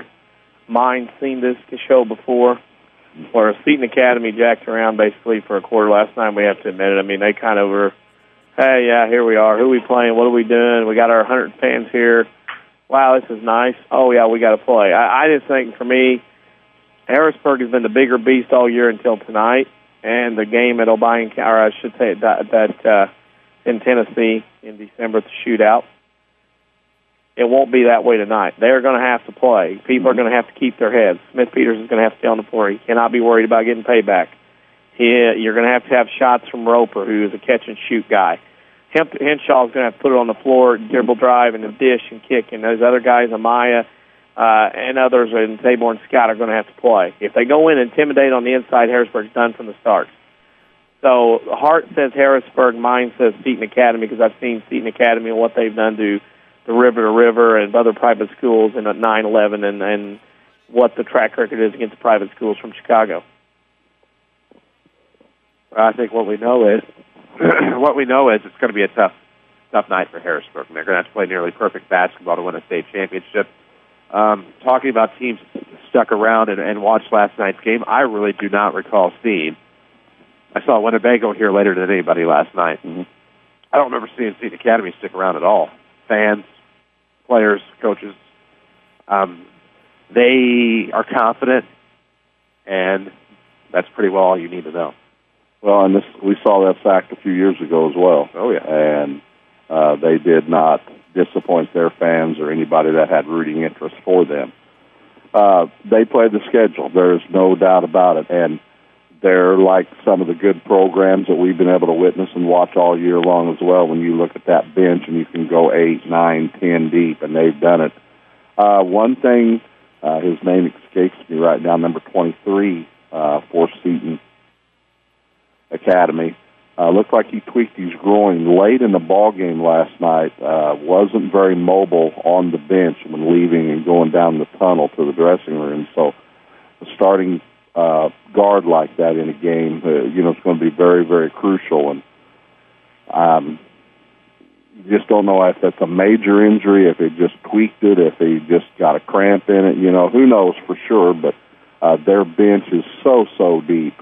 But Amaya, I think, is going to be a key. This guy really had good production in the minutes he had last night, and he's going to be one that's going to have to be cut loose to go rebound and get it down the floor and help out as well, because Seton Academy can throw that press on at any time, unexpected. They can trap off of it. They can go straight up man. They're that good. Their footwork is tremendous. I'm really impressed with the coaching staff that they have put together over the years. And they do so many things right. And that's what Harrisburg's got to do tonight to make this a competitive championship game. They've got to do everything right. Yeah, and you look at Seton Academy, and you look at their schedule, you look at the tests they've had. That's a team I started to kind of fear a little bit for Harrisburg whenever I saw they beat Marist. Got to see Marist plenty of times since the Holiday Tournament this year. L.J. McIntosh is going to be in contention for Mr. Basketball this year. Probably not going to win it, but should get some votes in the Tribune voting. They had Lexus Williams as well, and to see the Seton Academy beat them by 21, that's when I kind of knew that they were for real. And they play in quality tournaments. They play at Lincoln at Thanksgiving, where they did lose to Lincoln, Centennial, and Cahokia, but those were all sectional teams in 3A. They play in the tough McDipper Christmas tournament that we've all heard of, and it's for Harrisburg to win a state championship, they're just going to have to play a lot better than they did last night. Otherwise, Seton Academy is going to win another state title. Well, I think if both teams play the same, Seton Academy wins. If both teams play good, Seton Academy wins. There's no doubt about it. They've got to lower their standard down a little bit, and Harrisburg's got to go above that. That is the only way Harrisburg wins the game. Has Harrisburg had to do that all year? Nope. That's a shootout in Tennessee. Other than that, Harrisburg has never had to walk into a gym going, besides the shootout in Tennessee in December, hey, we got to step up and we got to go. They haven't had to do that yet. Sometimes that's the disadvantage of being so good. Yes, absolutely. It's not as if they play a week's schedule. No. In terms of 2A in our neck of the woods, they play the toughest conference they possibly could. And many of those teams now, some of them could be 3A next year. As far as our area, 2A goes, it's either the River to River or the Cahokia. Right. Mm-hmm. And after that, because that's all that feeds in. You're going to get a T-Town. You're going to get a Robinson. But again, as you mentioned, this could be Harrisburg's swan song for a while, because if everything holds out and if the rumors are true that you're looking at Harrisburg, Murphy, and Benton heading over to the 3A side next year. And when that happens, the 3A becomes more interesting for us, but it becomes, less chances. And when those two schools move out, what mid-major 2A schools say, hey, we got a chance now, what happens then? Well, it's just like we were talking last night. We were trying to maybe predict the landscape for next year in all four classes, and we could not do it outside of maybe some in 1A. Mm-hmm. It's tough to go through 2A because there are teams you look at maybe in our backyard in Washington County with some youth experience that could make a run next year, but it's all going to depend on who's where, when, and in which class next year. It kind of goes in we phases. Don't know. Because you go, okay, in May or June, they're going to say what class you're in, some schools. Mm-hmm.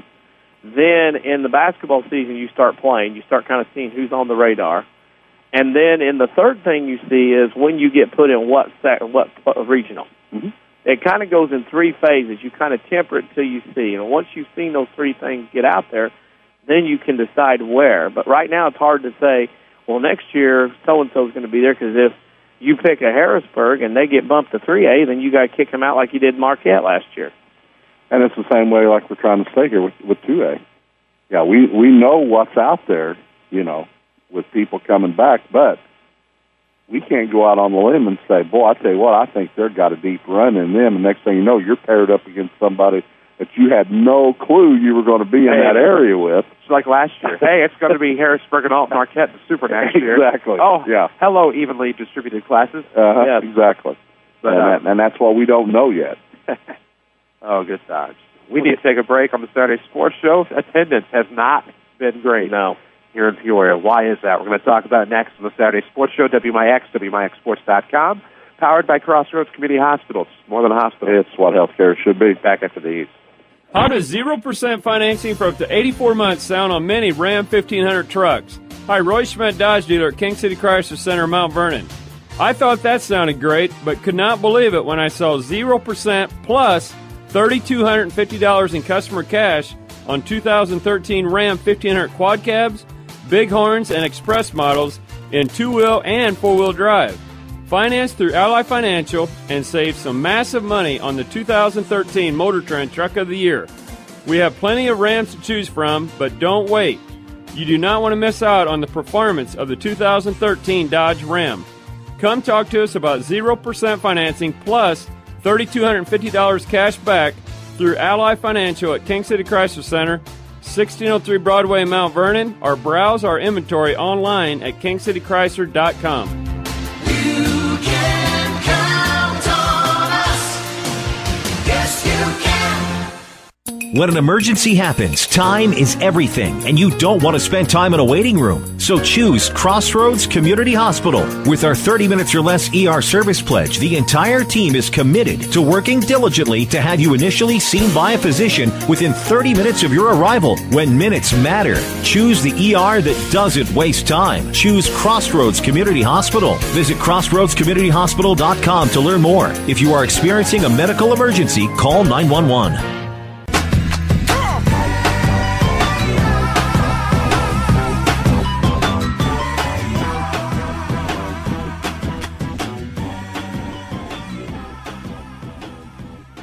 And we welcome you back to the Saturday Sports Show, WMIX and WMIXSports.com.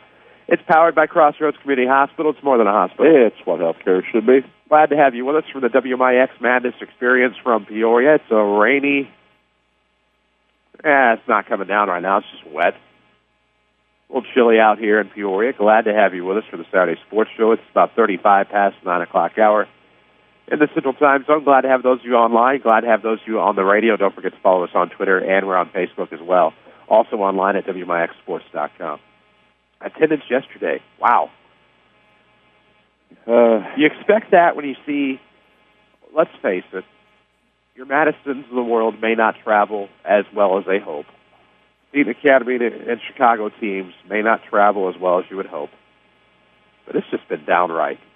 It's awful. Attendance, very few in the upper bowl, only because they feel like they have to be and are afraid to come down for fear that they're going to be penalized.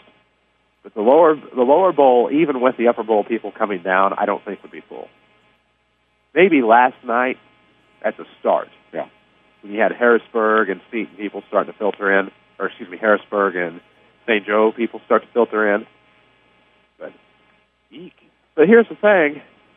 Everybody wants to just jump and start blaming four-class basketball. There are two things that happened right about the same time. Four-class basketball and the economy going into the tank. Obviously, the economy's rebounded somewhat. But the days, not everybody can afford, we talked about this at length last year, not everybody can afford to come stay, 3 nights. And some, don't get me wrong, if you're a 2A, you can come on Friday. But if you're a 1A fan, and sure, you can make the argument that because you are 1A, you play early on Saturday and you don't have to stay that third night then either. But it's not cheap. Food, fun, games. Because, we're very, very fortunate that we get credentialed and that we don't have to pay. But, what is it? It's around $40 for decent seats for all 4 sessions for one person. So if you're bringing a family of 4, that's $160. Your rate goes up if you bring up a family of 4, even if you only get one room. So you're probably looking at, on average, for a reasonable hotel, you're probably looking at about $400 or $500 there for 3 nights. And you still got to have your $8 or $10 parking, because it's parking around here. Free parking is just atrocious, unless you stay at a hotel and you can shuttle over or walk or whatever. We talked a lot about this with different scenarios, and I'll tell you right now, if this is the benchmark of attendance this weekend, then I'm curious what today will bring. Next weekend, boys, they will be paying you to come, because you're going to come to watch Jabari Parker. The people's going to come here. That's going to be it. It's just like it has been the last couple of years. There won't be a soul here next weekend, and that's sad to say, but it is reality. It is what it is, and I was aghast when I walked in yesterday, and I got there early. You got to do your normal, get everybody set and meet everybody and get your greetings in early and make sure everybody knows everybody's here and all that good stuff. And by the time you settle down in your seat and you look around, and it's like, holy cow, you know. But having said that, and we talked a little bit off air, I'm not sure what kind of numbers they will have to throw out there. I'm sure we could probably investigate and find out a little bit. But let's just say at an easy number, 3,000 kids with some parents in the experience while games are going on. Okay, boys, let's shut that door and throw them in there. Now you've changed that a little bit. But do they buy tickets for the game? Don't get credit for them. You won't see fannies in the seats. But on a monetary value, do you get credit for that money? You know, so the association don't get too wound up about it. But it is definitely an issue with the experience, and it's great for the kids, but they're missing out on watching basketball as well. Well, and, you know, do I personally think that four-class basketball has killed the state tournament? No. What I think, if you want to make an argument for the class expansion and hurting attendance in that regard, because let's face it, money has a lot to do with it in the average person. But I think also what can hurt it is the sheer fact, the guarantee of a trophy. Because if you're a fan, oh, okay, well, they're going to win a trophy regardless. I'll just listen to it on the radio or watch on TV if I can. You know what I mean? Like, there's a guarantee. And for the common fan or the fan that just loves basketball and loves the suspenseful aspect of the Elite Eight, and lose on Friday, you go home, that attracted a lot of people. I do think that somewhat hurts in terms. But, I mean, you can't do it any other way because you can't extend it an extra day. You can't, I mean, you can't go 4 weekends and do an Elite Eight up here. So, I mean, your hands are kind of tied because if you did that, it's not just 4 weekends because you go boys and girls, it's 8 weekends. Right. It's 2 months of state finals. And that's why we started the show, or in this segment, about now the financial aspects of that, you know. So, yeah, it's a tough call. No, I don't think any way, shape, or form. And in actuality, I'm saying this is the big weekend. And when you look at super sectionals and you start looking at new teams involved from the Class A, you go the lowest down because in the north, in 4A, outside of the one area we've got down here in the Metro East, I mean, it's Chicago, basically, that's it. You're not going to get the draws there. It's just the Jabari Parker fans that's going to watch him play, and that's it from up north. And the smaller schools are going to be your biggest bulk of the attendance in the 1 and the 2A.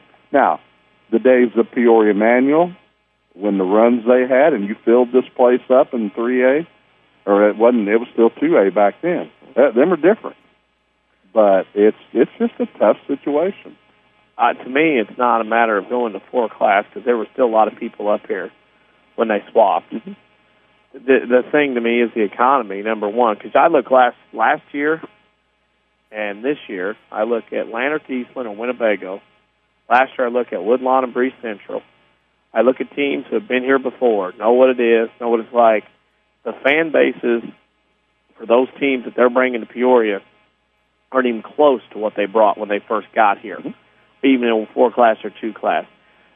Again, when you drive up here and you're taking a day off work, or 2, in some cases, some people have to take 2 days off, and you have to make that trip, and you have to spend hotel $400, $500, $600. You're spending food, you're spending on tickets, you're spending on parking, or whatever the case may be. People don't want to do that, and people don't have money to kick around. The fans for these schools don't have it, and I mean, the economy is getting better, but you're not going to see the basketball fans now.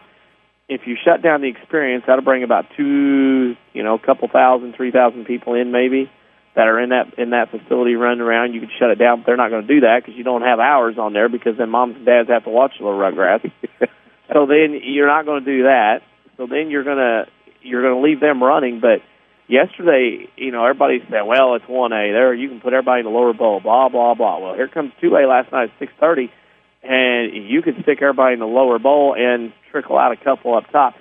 It's not the style of basketball 1A and 2A. It's the fact that it's the economy, folks. People aren't coming. Winnebago, when they were here with Ballwinkle, they were up to the rafters. Oh, absolutely. And when Lanark was here last time in 2010, they were up to the rafters. Woodlawn and Central did the same thing. And Harrisburg, first time they will get an indoor state trophy, not named Scholar Bowl, doesn't have people here. You're not going to travel. And there's some talk about, rumors of people in places moving this thing, south because of 1828. They're not moving it. They're not getting rid of it. It's not going anywhere. It doesn't matter if you stick it in Carbondale, if you stick it in Peoria, Chicago, Bloomington. It's not going to matter. You're not going to get people back. Even if it were moved back to Champaign, you're not going to get people back based on the economy, based on money. It's the fact of what basketball is in the state that we live in. Your diehard fans aren't coming up either. Well, Champaign, what do they have where they could better Peoria as far as experience is concerned? I mean, for the people who are still coming, they want the nightlife, or they want, the ability to go around a little bit of a larger city. They want the March Madness experience. The people are still coming, want all that. You go to Peoria, that's going to be a disaster. And then for your Southern Illinoisans that want, why doesn't Carbondale get a shake? Carbondale doesn't have the hotels. No, or the absolutely lodging. not. Well, you can shut people Marion. No, you can't. No. There's a reason that for Saluki football, they don't stay in Carbondale. They stay in Mount Vernon. Mm-hmm. You can't have that for people driving back and forth. And that's kind of like why doesn't Southern get the football championship? They don't have the lodging. They don't have the infrastructure. No. Well, we've seen attendance, and even go back to talking about numbers and things like that. Let's go back to that Tuesday night in Altamont. Woodlawn fans at that first game of the sectional, that's the lowest sectional crowd I've ever seen. I agree, yep. I mean, Oblong was there early, and barking at the door, and buddy, they were banging on it to get open, and when that door opened, you seen that mass of blue come in, and you seen red sort of start trickling in and out here and there. Yeah. And I'm not saying anything, I'm just saying a factual statement. I mean, that was the smallest crowd Woodlawn had ever had. And you see I'll go back, you see postseason runs from other teams. At West Frankfort, the highlights of the West Frankfort sectional last week looked like a ghost town in the upper deck. Exactly. And you had Nashville and Mount Carmel on one night and Harrisburg on the other night. Now, Chester's not going to travel because of their location in Frankfort. Mm-hmm. But you had a ghost town. Right. People are not going to spend $5 at $4 a gallon plus 5 times 4, 5, 6 people to get in. And there were plenty of seats. At 5:30 on the sectional championship night at West Frankfort, there were 2,000 seats left. That would be unheard of 5 years ago, 10 years ago. People aren't spending the money on, and people aren't into that right now. Well, there's other things to do. Just go back to when all the changes took place and Southern renovated down in Carbondale. Yep. And you went to Salem, and then you went to Frankfort for the Supers. Yep. You couldn't have squeezed one more person in either one of those facilities. Yep. I'm not sure that would happen right now the way things are going. But we did have a great crowd Tuesday night at Carbondale, that's for sure. But, again, you look at these things, and you can see little trends. And, I'm thoroughly convinced. It's not the basketball. It's not anything trending in a negative way. It is the economy of things, the burden that's just been put on so many people. And when you're talking about basketball families and things like that, it's just tough. It really is. And I don't think you can have the right combination of teams anymore. People say, well, if the IHSA is rooting for 4 of this and 4 of that coming in, okay, you can root for 4 of this and 4 of that, but the thing is, I look at it's not going to matter. I mean, you got Lanark Eastland, you've got Harrisburg, you've got Winnebago here, and they're not able to do it, then who is? Oh, Mason City, yeah. Mason City's got the biggest crowd because they're right across the way. They can drive in, go to the game, go home, save money. If the IHSA and you're wanting people, you want 8 teams that are right around this neck of the woods because then they're going to bring people in. Yeah.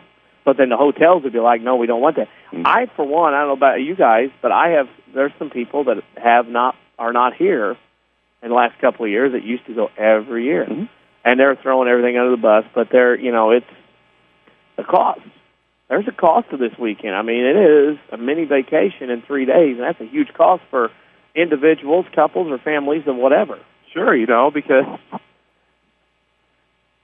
obviously you have to budget, and it's quite the amount to budget. And, I think about how spoiled I've been with expenses the past few years and how different that is going to be this year. But, you take a look at, hoping and praying, and if you're the IHSA, who do you want to see up here?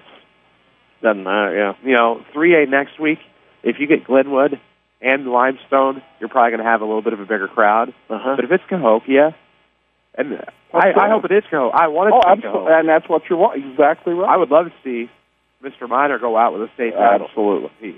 Just from the memories he's provided the past 4 years. But it's more of an instance of, they need the teams that are in close proximity to come that can just drive home after the game in order to get a crowd anymore. And that's pretty well, I don't know that it can be fixed, regardless of what you do. And there are people clamoring for the return to two-class basketball. It won't matter. Yeah, exactly. Yeah. Whether or not it would happen, it will not matter. I really don't think it will. I think if you go back to two-class, 3 games in 2 days, it won't matter. I don't think people are going to come up and play. As I said, the art of arguing that 1A basketball is the fault and it's the awful basketball and this and that, quit doing it, because that's not it. Can't be it. Absolutely not. And what you mentioned earlier about Champaign, they had it, and they had the gift horse in the mouth, and they had a contract, but they never did anything beyond that. I blame them for not doing anything else. And I have to admit, I had somebody the other day before we left say, my gosh, how many years in a row have you been going to state tournament? And I said, well, shamefully now saying it, that I boycotted the first year up here. I'd heard too much. I didn't want to come here. I refused.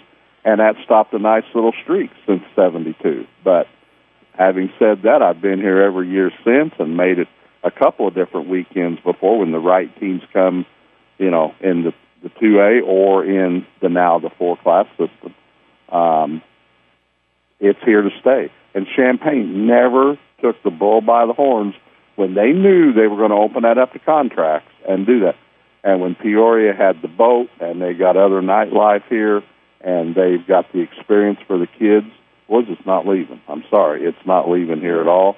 And there's nothing else Champaign could do, because if they would do anything experience-wise, it will be up in a pop-up tent somewhere, and you're going to have inclement weather, and I don't care how fancy those tents are. It's not like a structure, but these kids can go in and you have that instant babysitter for 3, 4, 5, 6 hours, whatever you need. Well, and you bring up a good point with inclement weather and having it like in a tent, because there have been years. Because when I first started coming up here, I'd leave on Saturday night because of the person I used to run with did not understand about staying on a Saturday night. We drove back through a tornado warning, through a severe thunder. I think that might have been 06. Yeah. Because it ended up getting real sticky in the Metro East the following day. But, that does happen. And, there's no right or wrong answer to what they do. And I know people love to harp on the association, and maybe I'm too big of an association homer, I guess, using that term lightly. You better. But I think it is probably, I know a lot of people go to Kentucky, and there's a huge crowd at Rupp. Mm-hmm. Can't compare it, because Kentucky's a lot of county schools. Right. Exactly. That's what we talked about on the exactly that. And you lead me into my next point. You look at similarly modeled state tournaments, this is still a good one. We still have a great high school association in this state that actually, from a media standpoint, from a fan standpoint, probably provides more information on their website than many others. I know people often become upset that they put football scores on the website, but maybe not basketball. Well, there's less football games to keep track of. The fact that they do that, Missouri doesn't do that, to my recollection. I don't believe Indiana does that, to my recollection. They might put more scores on, later in the regular season or something like that, but outside of that, many state associations don't take the time to do that. And I don't think people understand just how lucky we are to have an organization like the Illinois High School Association. I'm not sucking up. It's just a matter of fact. We've said it before. They're not perfect. Gosh dang, they do so many things right. They do get it. We get upset at sometimes. Usually after school starts, the first thing we all get wound up about is travel distance for football when the playoffs start. That's the big gripe. That's usually the first thing. But just think of how many positive things through the football season that takes place. And then in basketball, the anticipation of what we've already talked about. Okay, what regional we going to be in? What section we got right now? The whole bit. They do so many good things, but it's always anything. the one or two little things to do wrong. That's what everybody's going to gravitate to. I only have a handful of gripes. That is, if a sectional complex is good enough for Chicago, it's good enough for the rest of us. If it should be an option at least. The other is, if you're going to shock me, just shock me all at once. Don't make a change now and then tweak it down the line just so that you're trying to make it easier to absorb for people. Just shock us all at once. Yeah, and the Kentucky thing, those you wondering, you can't compare it because you have, for example, Kentucky county schools. Like, for instance, it would be like Hamilton County, Hardin County, White County. You know, that's the schools you're looking. Gallatin County. They throw them all one county. That's why you can do a 3-day. They do 4 days. Yeah, Thursday, Friday, Saturday. No, 4 days. Wednesday, Thursday, Friday, Saturday. And they play, and you have 16 teams. 16, that's right. They play Wednesday, Thursday, Friday, and Saturday now. Or they play Thursday, Friday, Saturday. They go 3 days. I can't remember now. But they used to play Thursday, Friday, and 2 on Saturday. You've got county schools that are combined, and they did that in the late 70s, early 80s. They were well ahead of the curve, combined a bunch of schools by county. You can't compare Kentucky's attendance because that's feeding off population bases based on county schools that you have. They had 17,000 there, I think, at Rupp. So as far as that goes, you're not going to be able to do that here. But again, the IHSA, you mentioned, switching topics, IHSA does do a lot of things right. It's those one or two things they do, like putting officials on funky games. For no reason. That just makes I think it just keeps us on our toes. Well, and that's the thing, is it's not just here at the state finals. There are some times where you just scratch your head, and officials put in precarious positions. And, you know, spring sports, the same. You know, guys are put in awful positions they should not have to be put into, which puts teams in a bad positions, which, you know, I look back to baseball times, and guys as officials who are put in awkward positions as far as which teams they have and probably should not be there and things like that. Well, and then if they question it, they get told to either do it or don't do it. And that's the sad part about it, because I'll go back to 2009. It's okay to mention now, Massac County was here. Who did their game?